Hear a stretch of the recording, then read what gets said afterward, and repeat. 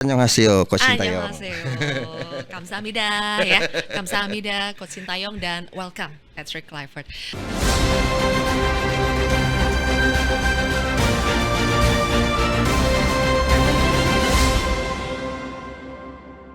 Apakah ini kemauan mafia judi bola, makanya milih kan pelatihnya seperti itu? Betul. Kan ada juga Jadi gitu sebenarnya gini, kita ini bukan hal pertama dilatih orang-orang Belanda gitu kan. Ketika kita pertama lolos dulu Piala Dunia 1938, pelatih kita Johan Masterberg itu orang Belanda. Kemudian setelah itu ada legendaris yang disebut Albert Einstein-nya sepak bola, Will Kluivert itu dari Belanda. Setelah itu ada Van Balkom juga dari Belanda. Setelah itu Henk Willem dari Belanda. Terakhir Wim Rijsbergen itu juga dari Belanda. Jadi masing-masing pelatih punya masa depan, masing-masing pelatih punya tantangan, masing-masing pelatih punya kesempatan sukses dan gagal gitu. Keraguan soal Patrick Kluivert ini kan tidak hanya datang dari masyarakat kita. Ya. Bahkan legenda sepak bola Belanda lainnya seperti Marciano Vink itu bilang harusnya Kluivert itu asisten pelatih bersama dengan Danny Lanzard. Yang jadi pelatihnya justru harusnya Alex Pastoor. Lihat saja CV-nya, 3 klub. Almere City, Excelsior, terus juga Sparta Rotterdam. Itu naik kelas ke kasta tertinggi Eredivisie. Kalau menurut Bang Amal gimana? Apakah memang betul ada benarnya Alex Pastoor yang lebih layak menjadi pelatih timnas kita? Itu kan keinginan kita. Seperti halnya kalau saya ditanya, Mal, kalau mau pelatih siapa? Saya mau Gus Hiddink.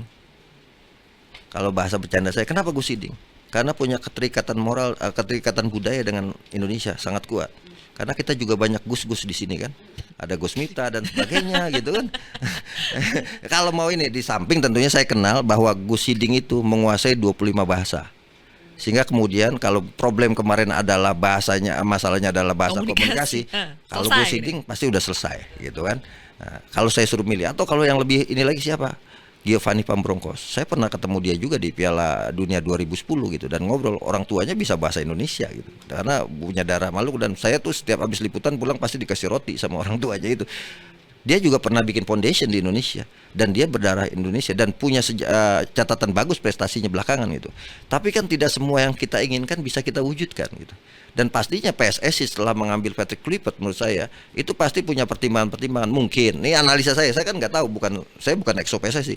Mungkin Kluivert diambil nama besarnya yang kemudian menjadi ya istilahnya selling lah, jualan kepada seluruh pemain bahwa Kluivert ini adalah pemain top di Belanda gitu kan, dibanding Danny Lanzard dan juga Alex Pastoor. Itunya yang ditonjolkan untuk kemudian para pemain segan dengan dia. Karena dengan secara CV pemain Kluivert sudah top ya, sudah top dan luar biasa gitu kan. Nah, mungkin setelah itu dibagi tugasnya untuk melakukan pendekatan. Danny Lanzard ini orang tuanya juga berdarah Maluku. Artinya dia mungkin akan melakukan pendekatan sosial kultural kepada pemain-pemain lokal Indonesia nih, ya kan. Nah, untuk urusan taktik dan strategi bisa Alex Pastoor yang memang disebut sebagai orang di balik layar yang punya kemampuan menganalisa strategi. Profesornya lah istilahnya. Kan bisa dibagi seperti itu. Jadi kan sebenarnya ini 3 orang ini jadi satu kesatuan dengan pemimpinnya Patrick Kluivert gitu kan. Nah, ada lagi nanti masuk 2 pelatih Indonesia. Yang akan membantu sekaligus belajar dan mentransfer ilmu dari 3 pelatih top ini. Dan itu kan bagian dari satu kesatuan. Yang paling penting adalah jangan lagi ada di pelatih juga ada gap. Ini dari Belanda, ini dari Indonesia, ada gap, nggak bisa komunikasi sehingga tidak bisa tidak bisa mencari solusi ketika ada problem-problem di tengah jalan dalam mewujudkan target-target yang diinginkan itu. Kalau dilihat dari usia, Patrick Kluivert ini kan jauh lebih muda dibandingkan Alex Pastoor. Alex Pastoor tuh 58 ya, kalau Kluivert 48. Dari segi senioritas usia, Bang Akmal, Anda melihat bakal ada kendala tidak? Pemimpinnya kan headnya tetap Kluivert. Sementara nanti ya dia mengambil peran sebagai Pastoor ini kan mengambil peran sebagai direktur taktik lah ya, meskipun tidak ada itu di Indonesia. Secara taktikalnya akan lebih dominan Pastoor. Ekspektasinya seperti itu. Akan ada clash tidak secara ini senioritas? Saya pikir sih tidak gitu kan ini kan bagian dari profesi masing-masing, pasti punya job description masing-masing yang sudah dijelaskan pastinya kan. Tidak mungkin Alex Pastoor didatangkan dalam bukan satu paket gitu kan. Pasti kan satu paket. Seperti Sintayong kemarin 9 orang kan paket semua dari dia kan, yang harus nggak mungkin ini Patrick Kluivert diambil, habis itu PSSI cari lagi buat asisten siapa nih, buka lowongan lagi kan, pasti Patrick Kluivert, saya datang, saya tim saya ini, gitu kan, karena saya hanya bisa bekerja dengan orang-orang ini. Mungkin habis itu PSSI, oke, kau 3 saja, dan saya minta ada orang Indonesianya juga di sini untuk bisa belajar dari kau semua gitu. Ya mungkin seperti itu gitu kan. Kan nggak mungkin dipilih satu-satu sehingga kemudian dibenturkan, karena ini kan bukan pilkada gitu kan. Ya kan? Ini bukan pilkada yang kemudian bisa diadu masing-masing. Ini kan satu kesatuan yang harus mewujudkan visi misi yang sama, tujuan yang sama gitu.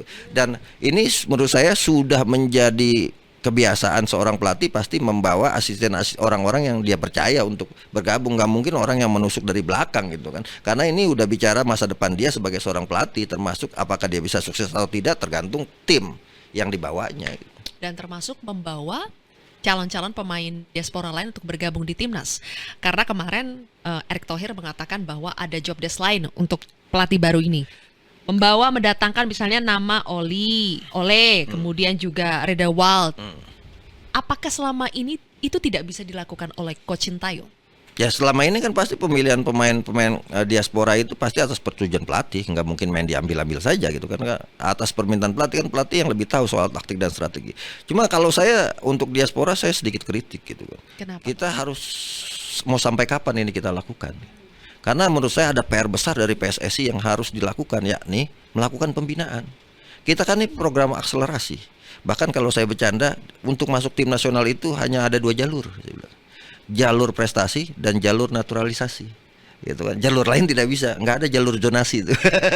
Nah, ini akselerasi ini mau sampai kapan gitu? Artinya ke depan selain PSSI saat ini melakukan program akselerasi di tim nasional, di level bawahnya harus dibenahi. Pembinaan usia mudanya harus dijalankan. Jangan sampai kita kemudian ambil pemain dari luar terus, melupakan akar masalah kita di level dasar yang sejauh ini sangat potensial buat dibenahi kalau kita mau melakukan itu. Jadi menurut saya masih punya konsep adalah tim nasional yang kuat itu lahir dari pembinaan yang hebat dan kompetisi yang sehat. Prosesnya. Pada intinya proses. Iya, proses itu yang harus dilakukan. Apakah pembinaan kita sudah hebat? Apakah kompetisi kita sudah sehat? Nah, ini yang tidak boleh kemudian dilupakan oleh PSSI. Sehingga kemudian jalur akselerasi yang ada berjalan, jalur pembinaan berjalan, bertemu di satu tempat, dan itulah sepak bola Indonesia ke depannya. Kalau saya termasuk orang yang mengkritisi soal program-program naturalisasi ini. Kenapa? Jangan sampai nanti semua pemain kita adalah pemain diaspora, walaupun dia sudah datang dan menjadi warga negara Indonesia, jadi bagian dari Indonesia. Nggak enak juga gitu kan.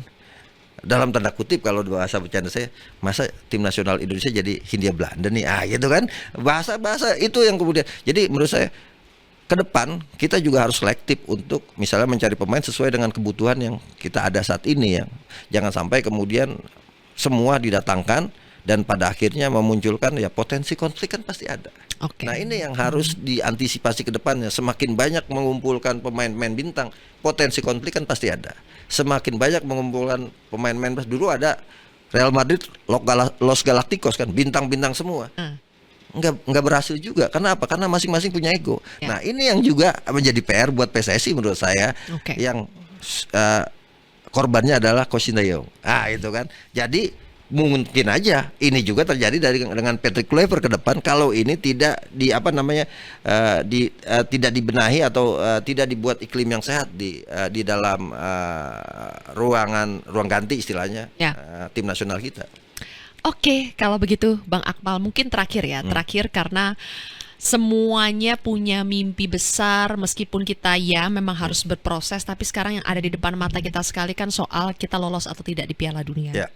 Dengan situasi kita seperti ini masih ada 2,5 bulan banyak juga yang meragukan apakah bisa membangun chemistry dalam waktu yang cepat dengan komposisi yang ada sekarang. Kalau Bang Akmal optimis tidak bahwa kita masih bisa, peluang kita besar dengan komposisi pelatih dan 2 asisten pelatih yang sekarang dan juga pemain-pemain yang kita punya? Ya, yang pertama adalah bagus memulai dengan keraguan dibanding memulai dengan puji-pujian.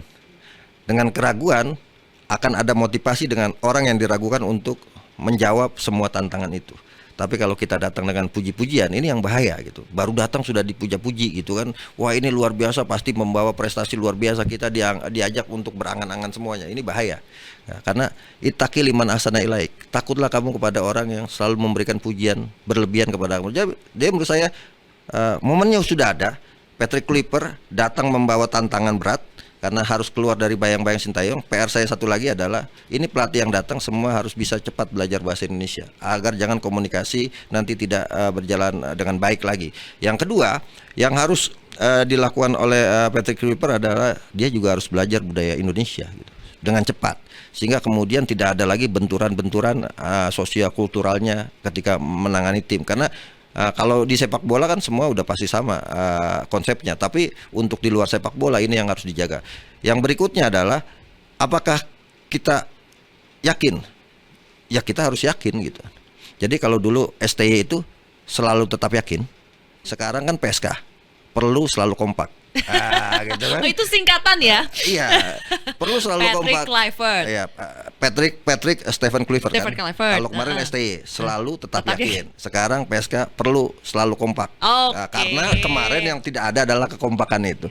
Dan yang paling penting adalah terakhir saya ingin mengatakan kita harus berikan apresiasi kepada Coach Sintayong. Dia sudah memberikan hal yang luar biasa untuk sepak bola Indonesia. Mungkin secara profesional dia berpisah dengan Indonesia, tapi Coach Sintayong itu akan selalu ada di hati rakyat Indonesia gitu.